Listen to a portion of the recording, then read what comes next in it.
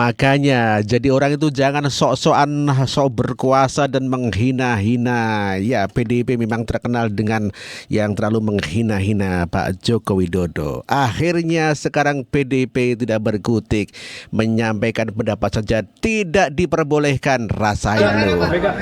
Tayangan yang tadi dipaparkan itu tidak diberi kesempatan kepada setiap fraksi untuk menyampaikan pendapatnya. Langsung digedok. Nah, setelah itu tutup ya sudah, kita masuk sekarang kepada tahap berikutnya. Tim SIN. Ya sudah, istirahat. Lalu kami minta untuk di print. Ya, setelah di print itu ternyata justru bertentangan dengan keputusan Mahkamah Konstitusi. Ya, saya bacakan. Ya,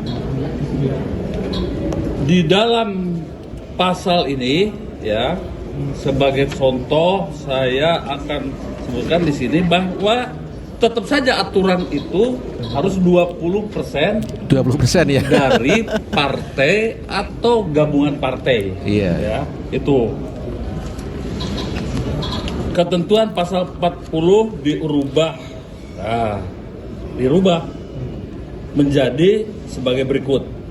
Partai politik atau gabungan partai politik yang memiliki kursi di DPRD dapat mendaftarkan calon jika telah memenuhi persyaratan perolehan paling sedikit 20% dari jumlah kursi DPRD atau 25% dari akumulasi perolehan suara. Ya, oke. Ya sama saja kan? Sama saja ya. Nah. Kemudian kedua, ya, dari pasal 40 itu nomor 2, partai politik atau gabungan partai politik yang tidak memiliki kursi di DPRD dapat mendapatkan calon gubernur dan calon wakil gubernur dengan ketentuan provinsi dengan jumlah penduduk yang termuat pada daftar pemilih tetap sampai 2 juta jiwa, partai politik atau gabungan partai politik beserta. Itulah TB Hasanuddin, politisi dari PDIP, curhat dikarenakan sama sekali tidak bisa berkutik ya karena salah kalah suara ya di DPR RI ya. Sehingga mau menyampaikan pendapat saja sudah tidak mampu, tidak bisa begitu ya. Ya makanya jadi orang itu jangan arogan. Aduh, karma. Ya PDIP kena karma akibat arogan kuar-kuar, akhirnya bersuara pun tidak boleh di DPR RI. Hal senada juga curhatnya Ciko Hakim, juru bicara PDIP, yang menyesalkan sekali atas DPR RI yang mengkoreksi keputusan Mahkamah Konstitusi. Soal beretika dalam bernegara, apalagi di negara hukum, bukan negara kekuasaan. Negara hukum memang ada aturan-aturan yang berlaku dan jelas posisi-posisi dari institusi dan andilnya dalam menjalankan negara ini.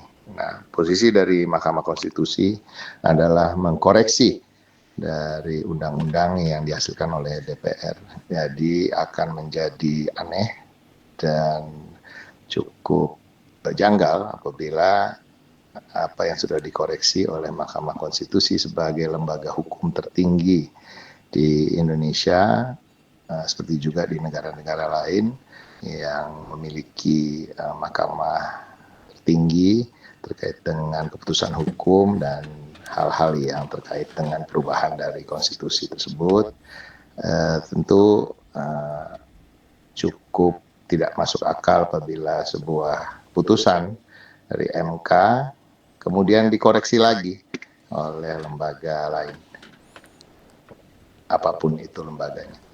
Nah, kami berharap bahwa kita semua patuh pada konstitusi kita dan menjalankan apa yang sudah menjadi putusan dari Mahkamah Konstitusi. Ini bukan masalah menghargai, menghormati putusan atau suka dengan putusan tersebut, tidak suka, tetapi ini adalah masalah kepatuhan kita sebagai warga negara terhadap aturan-aturan yang sudah Itulah Ciko hakim yang curhat dikarenakan DPR menganulir atau mengkoreksi keputusan daripada Mahkamah Konstitusi. Ya sebetulnya sih tidak dikarenakan, kalau menurut saya DPR kan berhak membentuk undang-undang begitu ya. Dan DPR membentuk undang-undang itu yaitu dari pemerintah, juga dari DPR atau legislatif. Kemudian membentuk undang-undang. Lah undang-undangnya ya terserah DPR sama pemerintah dong. Ya MK juga membuat undang-undang. Ya silakan saja. Nanti kan mana yang akan dijadikan rujukan undang-undang itu, MA atau MK. Lah DPR RI sekarang ini lebih mengedepankan rujukan dari dari MA begitu, dari Mahkamah Agung begitu ya Mas Bro ya. Sementara Mahfud MD mengatakan bahwa keputusan Mahkamah Konstitusi harus dijalankan. Oleh sebab itu, saya kira ini keputusan yang bagus dan KPU harus segera melaksanakan ini, dan ini terjadi di lebih dari 36 pilkada yang juga akan menghadapi masalah yang sama dengan Jakarta, akan dihadapkan dengan kotak kosong atau dengan calon boneka. Nah, dengan adanya ini akan menjadi lebih adil dan lebih baik, sehingga masyarakat yang di daerah itu supaya tenang, masih ada waktu 9 hari lagi ya untuk menyiapkan segala sesuatunya. Dan supaya diingat bahwa putusan Mahkamah Konstitusi itu berlaku sejak Palu diketok. Tadi jam berapa tuh? 9:51 gitu ya, sejak itu juga itu harus dilakukan.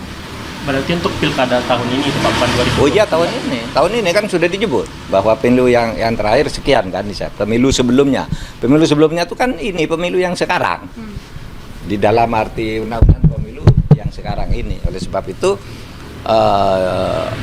harus dilaksanakan dengan sebaik-baiknya. Artinya Pak Mahfud melihat dengan adanya putusan MK tadi pagi ini adalah peluang untuk meminimalisir kotak kosong yang dari kemarin sudah dibahas sama masyarakat, begitu Pak? Iya, peluang untuk meminimalisir ketidakadilan dan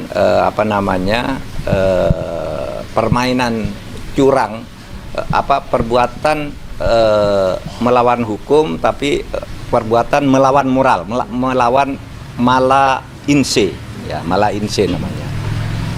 Jadi ya sekarang saya kira KPU udah tahu, semuanya udah dengar, dan menurut saya tidak boleh ada alasan saya belum mendapat putusan MK. Putusan MK itu langsung diberikan begitu Palu diketok, langsung diserahkan hari itu juga. Nggak bisa beralasan, wow saya belum nerima apa putusannya, tadi udah disuruh bawa pulang.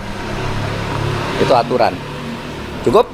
Ada putusan lain Pak, nomor 70 yang tadi juga terkait dengan syarat usia. Ya Pak, sejak penetapan usia cagup 30 umur. 30 tahun sejak penetapan Pak. Ya itu berlaku juga, tentu saja berlaku juga. Kan putusan MK berlaku sejak diucapkan, dan putusan MK itu kedudukannya lebih tinggi dari peraturan KPU, lebih tinggi dari peraturan pemerintah sekalipun. Putusan MK itu adalah undang-undang, negative legislature ya. Jadi dia langsung berlaku gitu. Kalau ada peraturan di bawahnya yang bertentangan dengan itu langsung berlaku gitu. Tidak ada perdebatan tentang itu. Walaupun sebelumnya sudah diputus oleh MA usia 35 tahun. MA itu kan memutus KPU. Ya, memutus peraturan KPU, ya kan? Sedangkan MK memutus undang-undang.